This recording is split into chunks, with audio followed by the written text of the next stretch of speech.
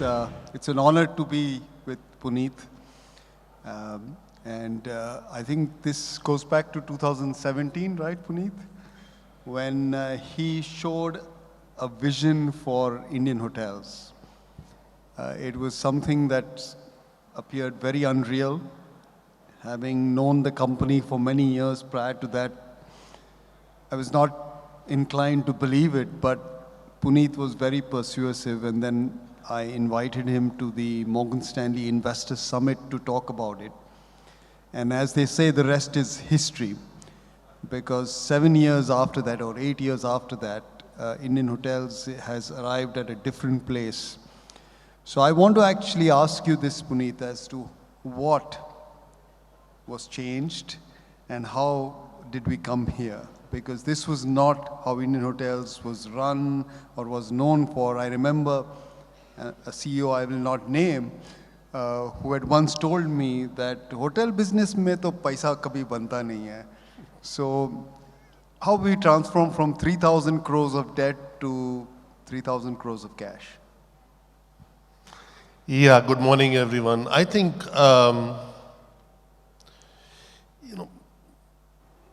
when good things happen, they happen. Of course, there is art and science to it. We are very blessed to be, there are several reasons. Number one, you belong to Tata Group. Tata is the best one can think of, if not the best, among the best in the world, and definitely in India. Number two is a brand and legacy of now 120 plus years, but at that time 115 years. As previous panelists said, great people, which is needed to make that thing work. Number four is just the change in business model. We went for a balanced portfolio versus being asset heavy, asset light, asset smart, asset right. God knows, there's so many connotations coming with that prefix of asset. We just said we'll do 50-50, which I believe was the biggest learning. I come to that a bit later. Reduction in debt, creating number 6 is a platform which is your brandscape, which is the most important lever for growth. So when now people talk about economy brands, I think we had the greatest idea with Ginger, which was very neglected. We had possibly the best platform with our flight kitchen services like TajSATS. So I think not neglecting business opportunities coming from that halo of luxury and the chambers and this, which we also did. We also took them up and rearranging the entire brandscape, accelerating growth. That comes like really number 7 or 8. I don't believe that flag planting or dots on the map is the answer. Driving, most importantly, good EBITDA margins. People spoke about 45-46% GOP. On our standalone, we went beyond 40% EBITDA margin, which is a bit lower than the GOP number. And at the same time, doing the right things for the community, which is at the core of Tata Group philosophy and values, and building talent for future. I really want all the time, I am encouraging our team and everybody else who is very close to us as a stakeholder to think of future and leave the past behind.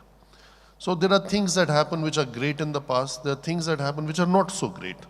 But look at where we are headed, to put also in your words that 5 million to 25 million, that 70 million to 170 million. So that's, if that number is missed by 10, 20 million, doesn't matter, you still have 150. If it doesn't happen to be 25, it is 15, it's still a very, very big opportunity. So I think that's where we have to, and that's where we have to work, that's what we did. And it's true, it's very difficult to make people believe that in 115 years, you were 115 hotels, and now in the last 7 years, you are 365 hotels. So it's very difficult to, and then we say we'll do it to 700 by 2030, but that's not the sole thing. More importantly, that we will triple our enterprise level revenue, we will maintain those margins, and for the audience, what pleases Ridham the most, he is the culprit responsible for it, that we talk about return on capital employed. So when we reached double digit, he says, no. You know, it has to be plus 15. Now that we reached 15, he said it has to be 17. And so the guidance we gave for 2030 is 20% ROCE. So I think that's the key. You know, 20% return on capital is no mean feat. And I'll digress a bit. If you look at the last 30 years since the emerging market asset class was born, emerging markets includes India, China, Vietnam, Brazil, Mexico, Turkey, a whole host of countries which are not developed. I may not give a prize, but you will still be surprised to know which is the best performing stock market in 30 years. It happens to be India in US dollar terms, and it has beaten the US. And the only reason for this is because of this obsession that people like Puneet have with return on capital. Every single of those 30 years, with the exception of 2020, which was a COVID year, Indian companies on average have had a better return on capital than their Chinese counterparts. Making 20% return on capital in the hotel industry, and I know there are a few who have traveled from abroad, is unheard of. So I'll look for that moment, because already at 17 you're pushing. See, we have very compelling, charming, wonderful people in our sector, and then we tend to copy them. And so, as I said, I think India is a very important country with a very important business model. To get to good sites, to get to good projects, by just going asset light is not going to happen. And I think that was the best learning I have had in my 4 decades of career, that if you want a Taj Mahal Hotel Delhi, popularly called Taj Mansingh, if you want the Taj Palace, if you want the Taj in Colaba, if you want those palaces, you know, the way we have them, it is impossible to do it without putting some form of money in whatever way you do it. And it's very important to do it, because without that, you will not have the brand. What is it that differentiates your brand from the rest? So without building some of your marquee assets in any level of brand on your own, why should others believe in it? So of course there is a rat race, you get different hotels and people doing it, but you just cannot replace Taj Mahal Hotel in Delhi. I grew up with it, so I'm a bit biased, but that property is just, is and will always remain an iconic asset. Now, how is the government going to lease it out to you and say, okay, because you are so wonderful, you are so great, we will do a management contract with you and we'll become the employers of all the waiters and cooks and everybody else. And these things are impractical, they don't work. So the key learning in driving the company, in creating the value, has been for us finding the right mix and the operating leverage that we derive out of our own assets and the margin expansion through the fee-based business. And that has worked wonderfully for us. I'm very tempted, Puneet, and I'm going to digress a bit, so pardon me, but talk about Taj Bandstand.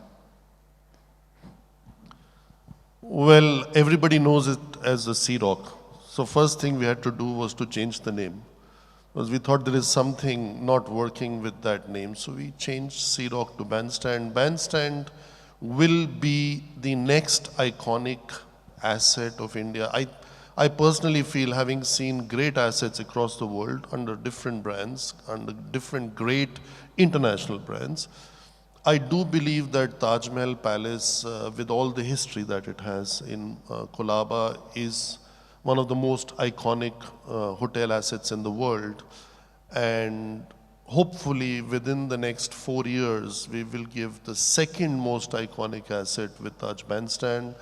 It will be 165-meter tall building, built almost part of it in the water with all the areas for the community, and a project which already in our books is with 1,500 crores with, the land and the interest capitalization and all other monies that we have paid to get the, IOD, which is an intimation of disapproval, etc. It's in the planning, etc. that has gone in.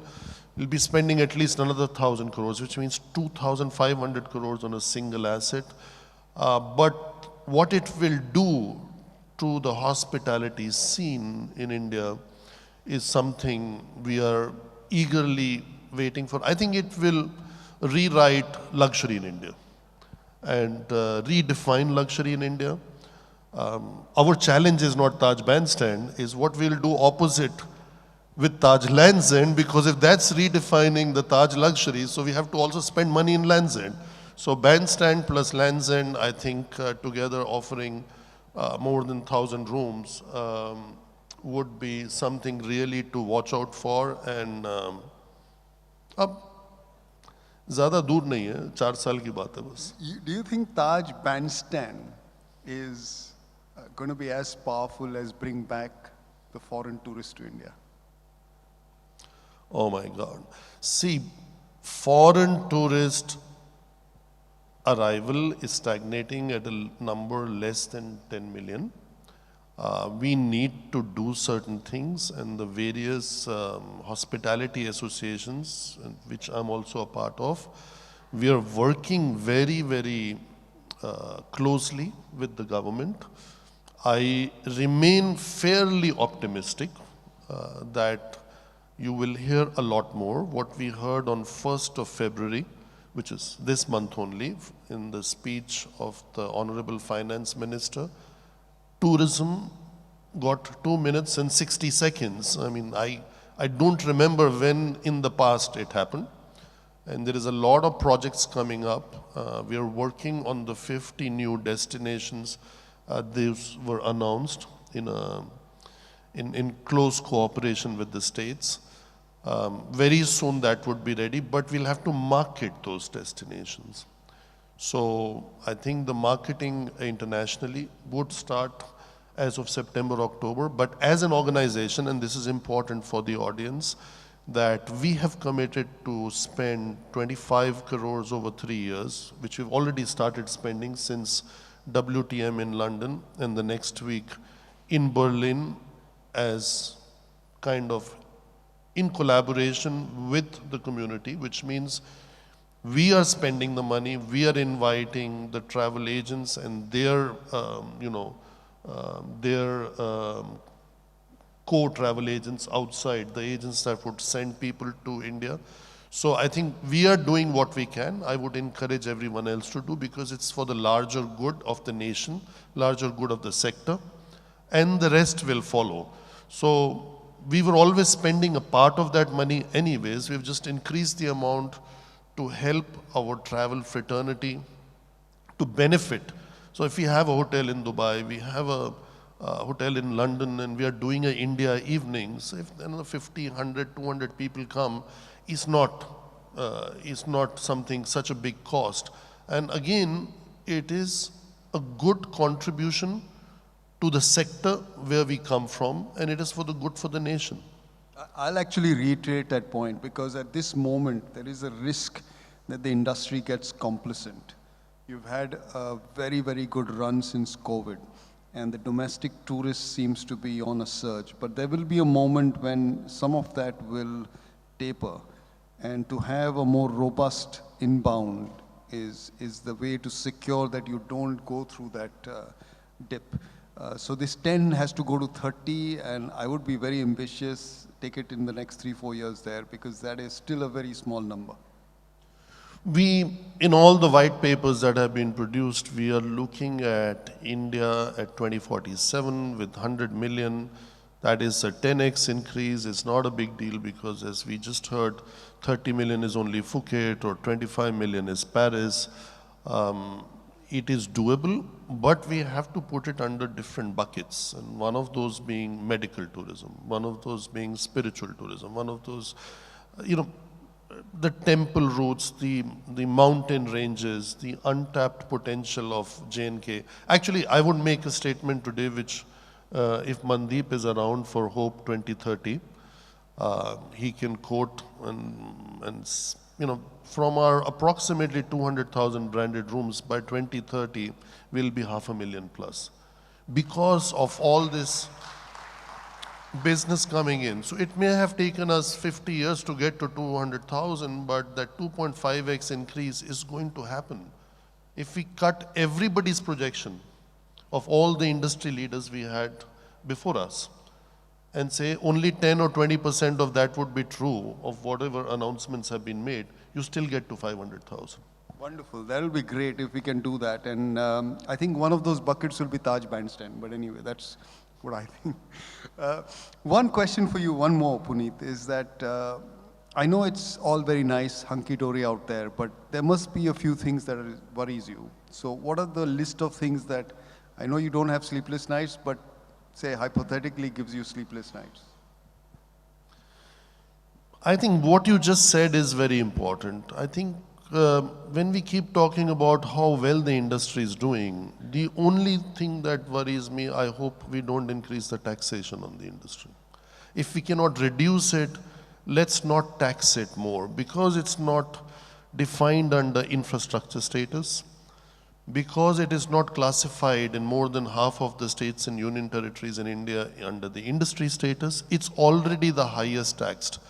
And as good as the sector is doing, I think we should somehow message it in a way that what is the kind of income or revenue generation various bodies are having in India versus somebody getting to the great idea of, okay, this sector is doing well, so now let's increase the GST here, or let's increase the excise, or let's increase the import duties. I mean, a good glass of wine in India is like 5 times more expensive in a comparable place than in Europe.